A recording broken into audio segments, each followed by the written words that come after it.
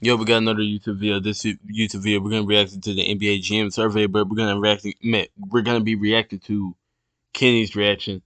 I'm gonna put the speed to 1.15, and we're gonna go from what 1.2. Is that too fast? Corner when the NBA GM survey comes out. The only reason I'm putting it up is because I've already seen it. I've already seen it. I've already seen their podcast react We to it. gotta I've react already because there seen were it some myself. crazy things said. And this is always my favorite of them all I because just want these to talk are the about it on 30 video. people that we trust to build our favorite team to be good. Like they have to be the smartest in the room. At least they're supposed to be, right? And I'm not saying they're not. But there are some things in here that I see to be kind of wild. So let's react. Now you can go back and look at every single GM survey from all the way in 2002, which is By the way, I didn't even know they had GM surveys before, like 2 years ago. But what he just said is right. crazy. So shout out to John Schumann, who's been giving it his all this whole time. Shout out to him, man. This is always really fun. And the NBA saying that these are the six faces of basketball? No, they're not. All right, so the first one is probably the easiest one. Which team will win the finals? Majority of people, 83% of people to be exact, said that it's going to be the Boston Celtics, which makes sense. Yeah, I ain't gonna lie, that makes sense. Or I haven't said this on video, but I've been saying this basically all off season. Like nobody in the off season any moves that's like, oh, we're gonna beat the Celtics now. Nah. OKC has a great team. It's probably gonna be OKC versus Boston in the finals. That's why they did get second, but I don't know. I'm kind of curious who voted Dallas because I don't know if you can vote for your own team during these GM surveys. So, To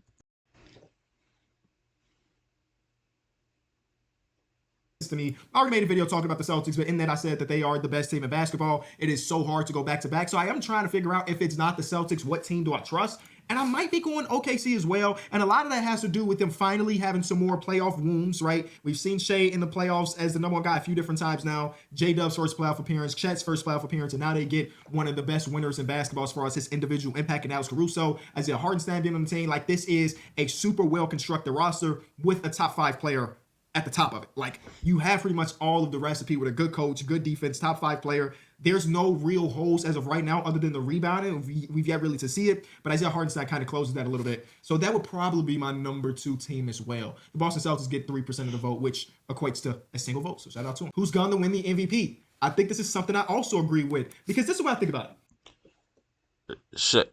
I ain't gonna lie, Shea should have won last MVP. I was thinking that pretty much all season, or Shea or Luka. I was saying Luka, but like I don't know why. I feel like people don't like Luka for some reason, so it seems very unlikely that Luka will win MVP. But I feel like they're not gonna give it to Jokic just because Jokic already has 3. Jokic may never win MVP again. I'm gonna be honest. I would not be surprised. But yeah, I don't think it's gonna be Jokic. Joel Embiid's not like a bad take just because he was going to win MVP before he got hurt. Um, yeah, it's definitely gonna be Luka or Shea though. So I do agree with this. Luka Doncic not having an MVP at this point in his career is extreme. It's crazy. Let's be real. It's crazy. He's been All NBA first team for 100 years in a row. He's always widely known as the best point Good, guard good, of one of good. the 2 best point Chill out with the glaze. guards in basketball. He just came off an NBA Finals push, so this feels like a Luka year. But the reason why I don't think he will end up getting it is because I do believe that OKC team might be so regular season dominant, and with Shea being the efficient scorer that he is, that you add the regular season success and averaging 30-ish. Like that's the recipe to win Yeah. NBA MVP. Even though I do believe that Luka's long overdue. A GM out there was like Jaylen Brown. That's so interesting to me. Like I wish we got the receipts to this. Now we never will because I think that GMs basically say I don't want to do it anymore if we got receipts. But what GM was like Jaylen Brown? Like I understand Finals MVP, sure. Again, I don't know if players can vote for their man. I don't know if GMs can vote The for their own regular player, season but MVP on that team is going to be hard. Hell, even Brad Stevens. Why would Brad Stevens say Jalen Brown? Tatum ain't been able to do it either. It's going to be hard with all the talent to get a regular season MVP and then at least one Oh yeah, Giannis is another person I can see winning MVP because it seems like Giannis has been forgotten. He might use that just to be better. person said the same thing about Anthony Edwards. Next, if you're starting a franchise, and you could sign anybody, who would it be? I knew this was going to happen. It was going to be Victor Obviously, Wembanyama. He is the unicorn. don't I'm need to say sorry, he's the anything about it. alien. Jokic was last year. A lot of years has been Bron. We've got a Karl-Anthony Towns year throughout history. Wemby feels like the best bet as far as like the overall upside. He could potentially this year be like a top 10 player, but you also do get like Shays, the Jokic's, the Lukas also get But didn't they used to do like overrated and underrated players? Why didn't they do that this year? in the vote. Which player forces opposing coaches to make the most adjustments? Now Luka Doncic is taking this one. Last year it was Steph Curry, and I remember talking about that, which again I respect and understand. But it was a surprise to me that Luka wasn't that high last year. I mean, I get it. I mean, Steph is Steph. He's shooting alone, creates a lot of gravity. Makes everybody stay on their toes and stuff like that. But I feel like Luka can do a little more, and Luka is definitely better at both of their points in their careers. Um, I feel like it's like Luka, Jokic, then Steph, and then Joel Embiid. Joel Embiid being there straight. I don't know. I don't know if Giannis really forces opposing coaches to make adjustments. I don't really see how that works because like you know what Giannis is gonna do. Joel Embiid will get your players in foul trouble, stuff like that. Giannis won't do that, and he can really only attack in the rim. Joel Embiid can make like middies and stuff. So I don't really know why Giannis is on here, but I get that also. This year they was like, hey, we can't go into a game against the Dallas Mavericks without talking about exactly what we're doing to defend this brother. So he is number one, and Steph Curry is still number two. He just drops 10%. That ain't that big of a deal. This is what things get kind of interesting to me. Breakout player, J. Yeah, their breakout players is bad. I ain't gonna lie. J Dub was number one, 13%, but 13% in this case where you see a bunch of people got votes was probably only like max 6 people. Uh, J Dub J Dub can have a breakout season. It's just like, what's your definition of breakout?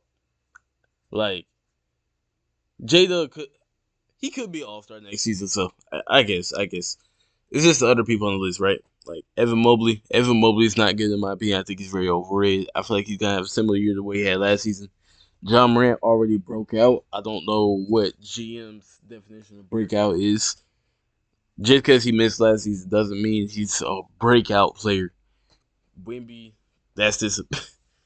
Bro, there's a chance Wemby only goes up like a couple points and just like blast off in efficiency. There's really a good chance of that. Paolo, there's nothing really to break out from. He averaged like 23 last season. And I don't think he's gonna be averaging like 26 or something next season. He may go up one or 2 points or upgrade in efficiency, but that's pretty much it. Cade Cunningham, no. He can't do anything in the business, I'm gonna be honest. Brandon Miller, that's actually not a bad take. But he is going to a second season, so not obviously. Some people do have sophomore slumps. But more than likely he will get better. And then you got all these people down here that don't make sense at all. Like Anthony Edwards, LaMelo Ball, like that don't make sense. I'm gonna skip a little bit because Kenny's just probably gonna repeat what I said. Like, yeah, he's talking about John Morant. Like, why is John Morant even on here, bro? Dang, how much was he yapping about this, man?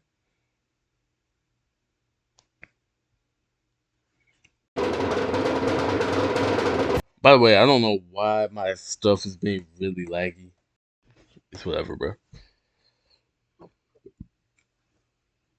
Oh yeah, they had these games in COD, bro. I was wondering where those came from. Guard, knowing damn well this is what year 14, 15 for Steph Curry. Y'all still saying that he's a shooting guard? Oh yeah, the point guard one wasn't bad. I just want to say that real quick. Luka is the best PG in the league. If there was actually no, they got all these positions right before we do it. They got all these positions right. It's just like number 3, through number 2 on this one. Like, why y'all getting these positions quite literally wrong? Like Steph, even though you could say he's a shooting guard because he never really has the ball, even that's like a bad take at this point, bro. Steph has the ball most of the time. Just because he runs around screens doesn't mean he's a shooting guard. Luka being small forward is just might be the worst positional mistake I've ever heard in my life. At this point, I would Obviously, he bet a lot of was money that on that's that one of team. them older GMs. He can't be a point guard. He shoots too damn much. That's got to be one of the old heads, bro. None of the new GMs are saying that he's a shooting guard, and even Luka Doncic being the shooting guard makes sense at least a little bit because Kyrie Irving is on the team and he's traditionally a point guard. So I guess I'll give a pass to the 7% of people that say Luka. But these two dudes, I don't see an argument for either of these two dudes to be a shooting guard, unless you're saying Josh Giddey was the one last year. No, thank you. Small forward gets even crazier. How does Luka get small forward? Luka has got votes in point guards, shooting guards, and small forwards. Somehow he's a better small forward than he is a shooting guard. What are we doing? Jason Tatum being there makes sense to me. But I also think that position is just a bit weird because I would classify Tatum as a 4-man nowadays. You think about their normal. Yeah, that's the other thing. It's like naturally LeBron, KD, Tatum are all fours. That's literally the position they play. Because small forward for the Suns is Grayson Allen, small forward for the Celtics is Jaylen Brown, small forward for the Lakers is Rui Hachimura. So either way, you can say that this whole small forward thing is wrong, but I guess traditionally they are small forwards. At least with the guards, it's a little different. Star lineup where it is Holiday and White as the guards, Jaylen Brown and Tatum. Again, it's interchangeable. Positions don't really exist, but I kind of look at Tatum more as a 4. Same thing with Kevin Durant and LeBron in my mind. They've transitioned to the point where they're 4s. When you think about the star lineup for the Phoenix Suns, it's going to be Tyus Jones, Devin Booker, Bradley Beal, KD, and Nurk. Who's that 4 man? It ain't Bradley Beal or even LeBron James. I mean, you can maybe argue that Rui Hachimura is the 4. Huh. If the Suns start Tyus Jones, Devin Booker, and Bradley Beal, they are not making the playoffs. But for the most part, I see these I dudes just had to as say that. 4 men myself. But the real best 4 in basketball is Giannis Antetokounmpo. I don't think there should be a vote for anybody else, honestly. And almost he got a unanimous vote last year, but they're saying Kevin Durant, and then you got like Anthony Davis, who was a 5 man in my opinion. Draymond Green. Who voted Draymond over Giannis? Bro, this gotta be not Bob Myers. I don't know the new GM's name.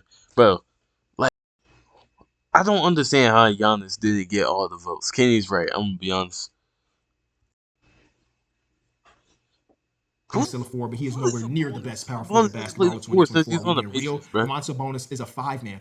Did Domantas Sabonis play a single minute at power forward last season? Did he play a single minute at power forward? I love the Probably internet not. because I can figure that out. I can do one Google search and figure out if Domantas Sabonis played a single minute at power forward this year. Nope. 100%. Cool. Oh, I'm sorry. It does like he played at least one possession as the 4 this year. So yeah, that's enough to get him that best power forward in the league's title. I like that. They had a defensive rating in that one possession. No, it was more than one possession, but regardless, of a 146. Oh my goodness. That's He crazy. hasn't really played the 4 since he was in Indiana. Like his whole Sacramento That's what I'm saying, bro.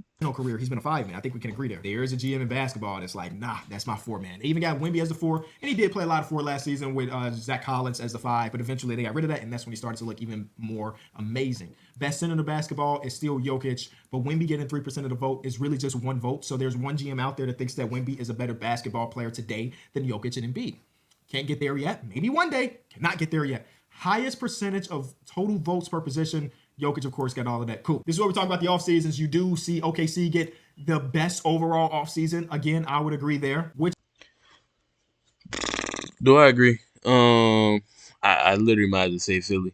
Like Philly, I did not take them seriously last season because at first when Joel Embiid and Tyrese Maxey were both healthy, even when Joel Embiid was averaging like 36 points per game, I was like, Philly does not have enough because Joel Embiid is either going to get burnt out by the playoffs or, knock on wood, obviously I'm not wishing for this to happen.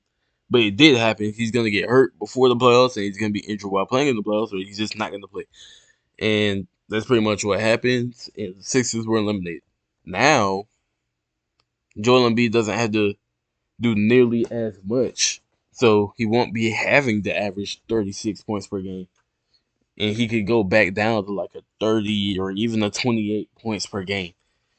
Because you got PG and Tyrese Maxey now. Hopefully PG stays healthy. So far, Tyrese Maxey has stayed healthy. Again, knock on wood. But I would say Philly. I think Philly has rounded themselves with enough pieces for me to say that. Thing is with OKC is good. Even if they didn't add Alex Caruso or Isaiah Hartenstein, they still would have been around the same mark where they are now. player acquisition will be the biggest impact? I can agree that Paul George is probably going to be the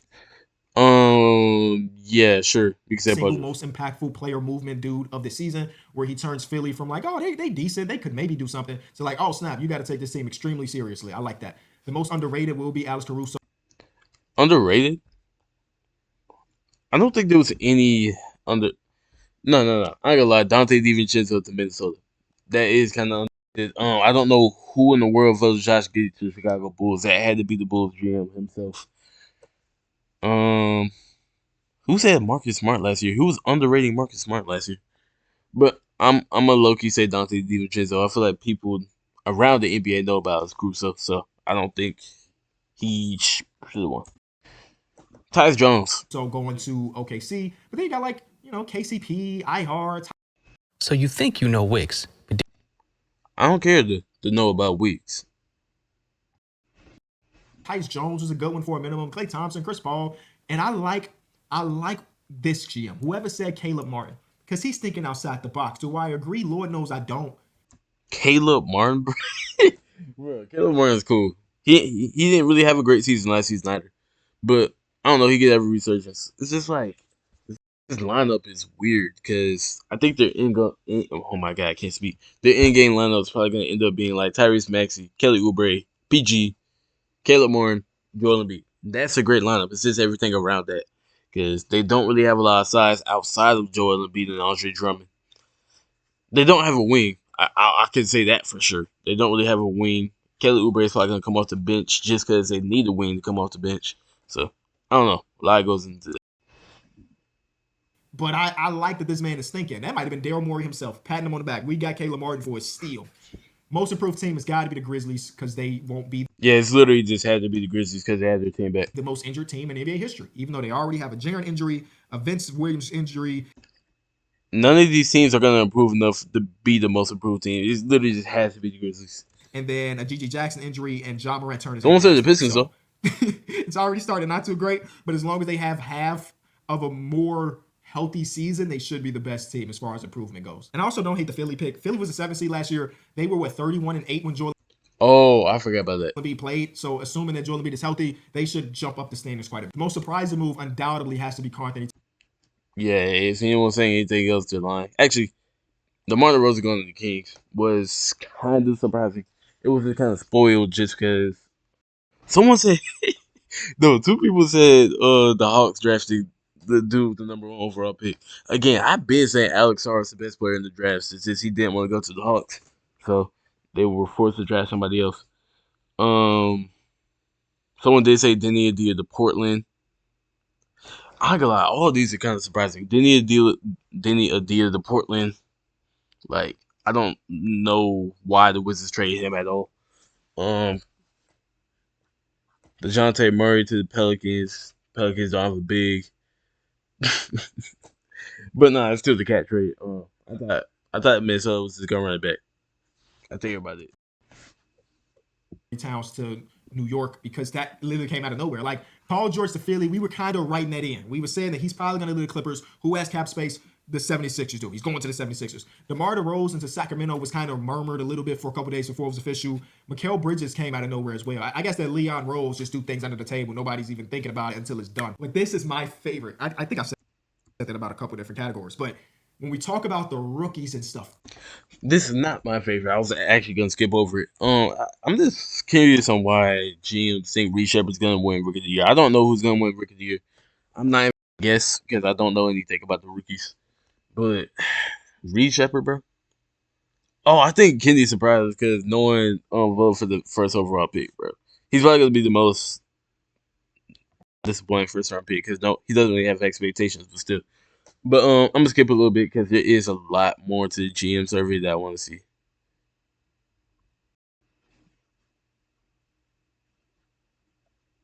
Oh, does he go back in old ones in this video? I think that's what he does.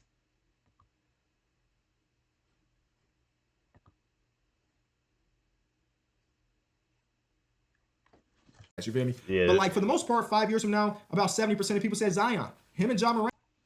Who would be the best player in 5 years? Someone said Cam Reddish, bro. Jarrett Culver. We're the top two. That feels about right. Unless I'm really forgetting somebody in this class. I don't know. Move on to the next one. This is where they got it wrong. Luka only had 17% of the vote, while DeAndre Ayton had 27% of the vote. And now of all of these dudes, I mean, Marvin Bagley and Kevin Knox both got votes, and they are out of the league and almost out of the league. No disrespect. Oh, man. I missed that one. Congrats on the extension, Wendell. Then the year before that, 24% of GM said Josh Jackson. It's not an amazing track record, but you do see 21% of people saying, yeah, Tatum's probably going to be that dude. I like that. Year before that, Ben Simmons, 70% of the vote. Joel Embiid is 3%, but this is... Oh, he's going back because it's talking about rookies and stuff like that. Cool. Oh, it's saying who would be the best player in 5 years out of that draft class. I wasn't even thinking about that.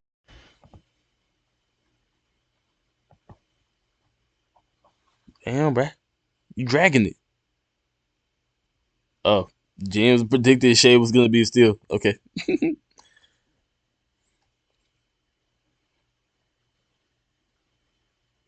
Ellison. Oh, none of these dudes are in the league anymore other than Chris Dunn and DeJounte. Tough. Somebody said Pascal at 27. Whoa, that's crazy, bro. That's a good GM right there. Anyway, this year they said Justice Winslow, Bobby Portis, who is a good one. Devin Booker at 13 got a vote. Jabari Parker, who'll be the best in 5 years. Joel Embiid did get 21% of the vote. Somebody said Doug McDermott. I wish. I wish. The biggest steal, Rodney Hood. Zach LaVine at 13 is not bad. So, I mean, I can see Rodney Hood. The best rookie in 5 years of this class is... All right. I think that's all he does for the rest of the video. That's what it looks like. Yeah, that's exactly what he's doing for the rest of the video. Actually, let me skip one more time just to make sure. But there's way more stuff on that. What you call it? Oh, this is coaching related. Let me get. This is coaching related stuff, but it's actually interesting. So let me go back. Then I'll mute. The best defense should be the Celtics. Bruh. Hold on. I forgot there was a defense portion. One of those classes with a star player up top. So I guess you'll have to wait to see. This year's biggest deal, Bub Carrington, Devin Carter, Johnny Furphy. I'm not a draft guy, so I couldn't tell you. I do like that Midas Vazelis is here, though. Shout out to him. Best international player in the NBA, almost 90% says Yoke. International player not in the NBA, Sasa Vezenkov. I'm surprised more people not saying Luka is the best player in the league. But I don't know, maybe that'll change next season. He was there last year, but no longer. Best defensive player in basketball is Victor Wembanyama. Wait, bro, he played for the Kings last season. Wasn't he good? That's good. I've said this before. People have, yeah, I ain't gonna lie, Wemby probably is the best defender in the league already. It's just defensive player year kind of is also what the team is doing. So that's why I really got like. I didn't know if I was gonna give him the #1 spot, but I do believe I think he's the most impactful defensive player, and it's hard for me to get to saying that makes him the best. I don't know if that makes sense, but that's where my head is at right now. Then perimeter. I don't know. Defenders, you got Drew I think it basically does. I don't know. I think also I do really I do want to say real quick. I think Drew Holiday's overrated at defense. There's some people in the NBA that's better at defense than him. OG Anunoby for 1, Herb Jones for 2, Alex Caruso's probably right behind that, and then Drew Holiday's probably 4th. I wouldn't even say Drew Holiday's that much of a crazy defender over Derek White. So yeah. Interior will be Wembanyama, of course. Versatile is Giannis. Is saying Giannis a versatile mid? Yeah, it's saying Giannis is a versatile defender. 2024 overrated take. Is that like an old take that we need to drop off? Because I heard people saying that Giannis is no longer the most versatile defender in the NBA, but I don't think that's true. Just because his help defense is interior defense, and when he gets switched on the guards, he does not get cooked. I do think Giannis's perimeter defense is overrated, but Giannis's length, no homo, makes him get to the ball every time pretty much. In terms of versatility, though, I can't really name you someone else that could be up there besides, I guess, OG. I've seen OG guard bigs before, so I guess I've definitely seen him guards and wings, obviously. And then there was one other player that was getting thought about. I think it was Bam. Yeah, I think the other player was Bam. And Bam is solid, but he just doesn't compare to Giannis when it comes to perimeter defense or even help defense to that point. So, yeah. And I'm sad that Bam is down here for it. I think Bam is the most versatile in the NBA, but I'm not mad at Giannis either. Best defense should be the Celtics. And then we get to the coaching stuff. All you need to know is that it's a crime that Eric Spoelstra has 0 coach of the years when the league is respecting the hell out of him. One thing that did surprise me, which NBA head coach makes the most in-game adjustments? Not Eric, Tyronn Lue, bro. I never thought of Tyronn Lue to be an in-game adjuster, especially with the players that he has. Oh my God, James Harden and PG when it comes to just being lazy and not playing the same way in both halves, bro. Maybe that's just a player thing and not a Tyronn Lue thing, but I don't know. But I'm gonna go end the video right there. Like and subscribe if you enjoy.